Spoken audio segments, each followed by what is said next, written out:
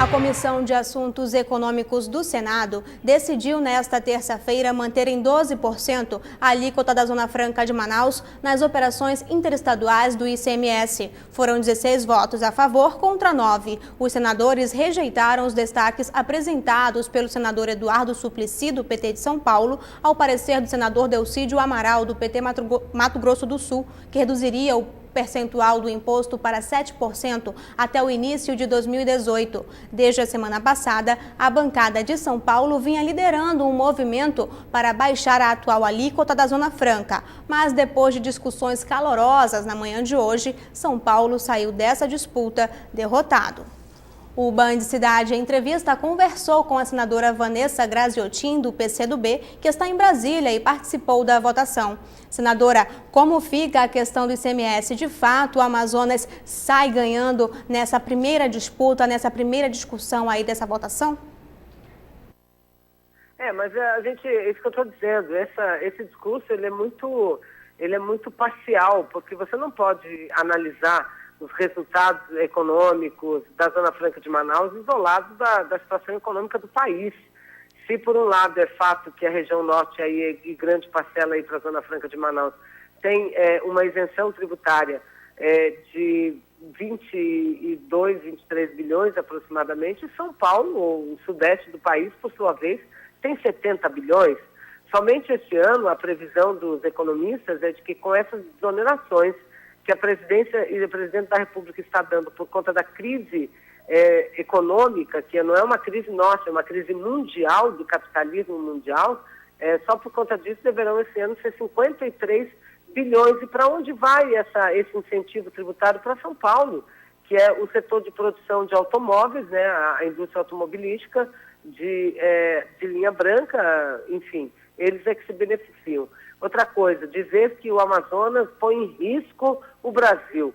Como que pode? Um modelo que existe há 45 anos e que representa 1,6% do PIB, colocar em risco estados como São Paulo, que tem 33% do PIB brasileiro. Isso não é verdade, mesmo porque a gente sabe que quem regula a Zona Franca de Manaus é o próprio governo federal. Agora, 12% faz com que a gente ganhe muito. Pontos como produtos de informática e o gás natural também são polêmicos em relação a essa votação? Eu diria que hoje o gás natural já diminuiu muito a resistência. A resistência maior vem em relação ao polo de informática, porque nós sabemos que São Paulo é detentor da maior parte da indústria de informática e São Paulo, infelizmente, é muito pequeno nesse debate, né? Pequeno, do que eu digo, é forte, né? Mas pequeno porque não tem aquela visão de brasilidade. Eles brigam com a gente para produzir um aparelho de telefone celular, ou seja, eles não precisam disso, mas é uma polêmica que eles trouxeram para cá, envolveram os estados do sul, estão tentando envolver algumas outras unidades da federação, dizendo que nesse setor de informática será o fim da indústria em todo o Brasil e que ela migrará para o Amazonas, o que também não é verdade, porque nós temos que levar em consideração mesmo, tendo claro que a gente vai ter vantagem maior em relação ao ICMS, mas levar em consideração que a gente tem para o setor de informática, que não é só telefone, microchips, computadores, tablets, enfim, que a gente tem muitos problemas de logística, né, e de mão de obra e de infraestrutura, né? Então nós não creio que a gente vá tirar qualquer indústria desses estados por conta da aprovação dessa lei. Obrigada, então, senadora, pela sua participação e a gente espera que esse desfecho seja positivo tanto para o Amazonas como para o restante do país também. Obrigada, muito obrigada e um grande abraço. E olha, foi uma grande vitória e uma vitória de unidade também, que estavam todos, inclusive os opositores políticos sentados à mesma mesa defendendo a Zona Franca. A Força Aérea Brasileira realizou nesta manhã um treinamento com aviões caça no Aeroporto Internacional Eduardo Gomes, em Manaus. Com os treinos, o objetivo do Esquadrão Pacal é aumentar a capacidade de resposta em caso de ameaça das fronteiras do Brasil, na Amazônia. A aeronave pronta, agora é só partir para a missão. Por enquanto é só um treinamento. O Esquadrão Pacal, formado por 50 militares, está baseado em Manaus desde 2010. A principal arma, caças F-5M.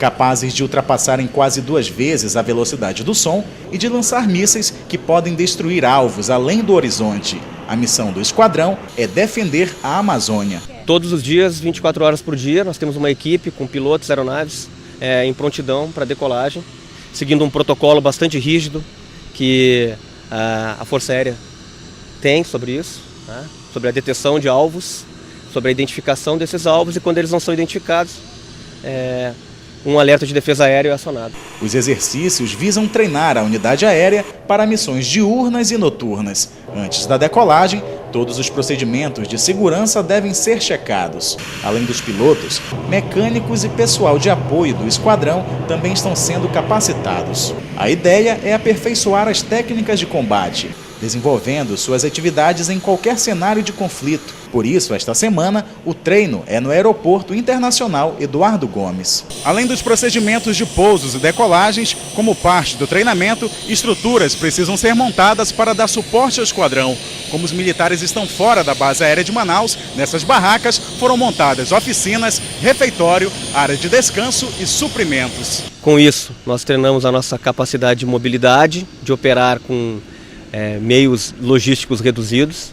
Treinamos o apoio prestado pela base aérea e pelo Comar 7 nesse desdobramento, com alojamento, com alimentação, com a logística toda necessária para se operar. A atuação do Esquadrão Pacal em Manaus reforça o compromisso das Forças Armadas de manter a Amazônia protegida.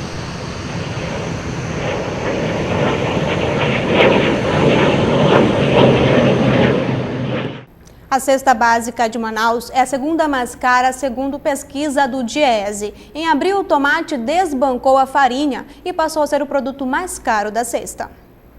De acordo com a pesquisa mensal do Departamento Intersindical de Estatística e Estudos Socioeconômicos, DIEESE, o mês de abril, comparado aos outros meses, não foi diferente. O valor da cesta básica em Manaus continuou subindo. O reajuste foi de 3,39% quando comparado a março. A cesta básica passou a custar R$ 339,64, aumento de mais de R$ 11. Entre os produtos pesquisados pelo Diese, o tomate foi considerado o mais caro da cesta, depois o feijão, seguido pela farinha, que até março liderava o ranking dos produtos em relação ao preço alto. Arroz, carne e óleo tiveram redução no preço. Ainda assim, Manaus é a segunda capital com a cesta básica mais cara. No total, o Diese realiza a pesquisa em 18 cidades. Uma colisão entre 2 veículos na manhã de hoje na Avenida 7 de Setembro, na zona sul de Manaus, atingiu o muro da cadeia pública Raimundo Vidal Pessoa. O acidente ocorreu depois que um carro de passeio atingiu a traseira de um micro-ônibus que fazia rota para o Distrito Industrial de Manaus. Depois da batida, o micro-ônibus tombou e atingiu o muro da cadeia pública Raimundo Vidal Pessoa, que ficou parcialmente destruído. No local do acidente, o trânsito ficou congestionado no cruzamento da Rua Duque de Caxias com a Avenida 7 de Setembro. De acordo com o Manaus Trans, 3 pessoas tiveram ferimentos leves e foram socorridas pelo SAMU. O acidente será investigado para saber se houve algum tipo de infração de trânsito por parte dos condutores. A Secretaria Estadual de Desenvolvimento Sustentável e Meio Ambiente abriu o processo seletivo para chefe de unidades de conservação do Amazonas. O repórter Iano Sérgio tem mais informações. O processo seletivo iniciou no último dia 2 de maio e vai até amanhã, 8 de maio. A Neila Cavalcante, ela é assessora técnica do Centro Estadual de Unidades de Conservação. Tem mais detalhes. Quem quiser participar desse processo seletivo deve proceder como? Deve acessar o edital que está publicado no site da Secretaria de Estado de Meio Ambiente, no endereço www.sds.am.gov.br e deve atender aos critérios exigidos no edital, como ser formado em engenharia florestal, pesca ou agronomia ou ciências sociais, e deve possuir algum tipo de experiência com organizações não governamentais e governamentais de interesse das comunidades, deve residir no município de Parintins, onde é a sede das áreas de proteção ambiental Guajuma e Inhamundá, que são as 2 APAs a qual o chefe estará concorrendo. O resultado desse processo seletivo deve sair quando? No dia 27/5. Ok, muito obrigado. Iano Sérgio para o Band Cidade. Confira agora a previsão do tempo para Manaus e o interior nesta quarta-feira.